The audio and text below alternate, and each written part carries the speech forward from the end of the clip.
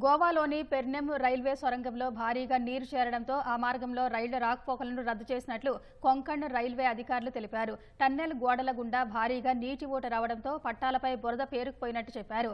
సొరంగాన్ని పరిశీలించిన ఉన్నతాధికారులు ఆ బురదను తొలగించేందుకు సిబ్బందిని ఏర్పాటు చేశారు. వారు గోళాల సహాయంతో రైల్వే ట్రాక్పై పేరుకున్న మట్టిని సంచుల్లో నింపి రైల్వే ట్రాలీలో టన్నెల్ బయటికి తరలించారు. బురదను తొలగించేందుకు పదుల సంఖ్యలో రైల్వే సిబ్బంది శ్రమిస్తున్నారు.